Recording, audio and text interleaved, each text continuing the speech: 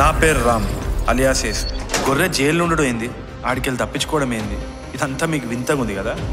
రోజు మీరు చూసే వాట్సాప్లలో వింత వీడియోల కంటే విచిత్రమైతే కాదు. నా కథ 300 కిలోమీటర్ల దూరంలో ముగ్గురు మధ్యలో మొదలైంది.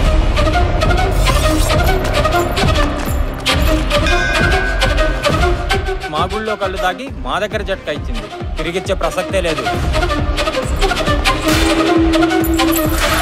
हमारे पास फूल खरीदते हो, अब अपने भगवान के पास रखते हो. वो भगवान और फूल हमारा होता है क्या?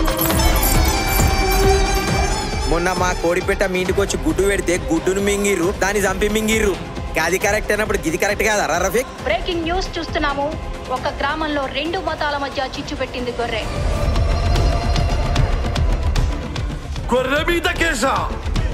ఎవడా కేసు పెట్టిన గొర్రె?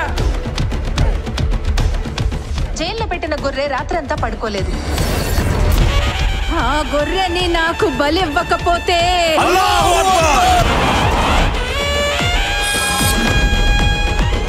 మన పాయింట్ ఏంటి ఇప్పుడు? గొర్రె గురించి మాట్లాడే మనిషి పురాణాలు తీసుకొస్తారు మీరు. గొర్రె అంటే ఏంటో పేరు తెలుసా మీకు? యేసు.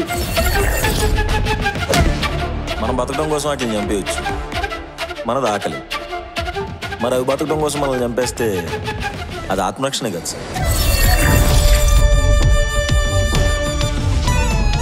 న్యూస్ ఇస్ నాన్ సెన్స్ నాన్న.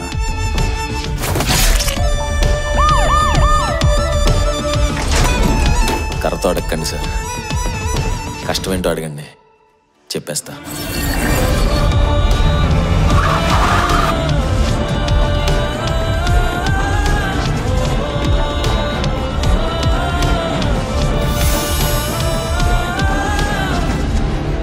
నేను మన ఊరి పేరు టీవీలో వచ్చేటట్టు చేస్తా.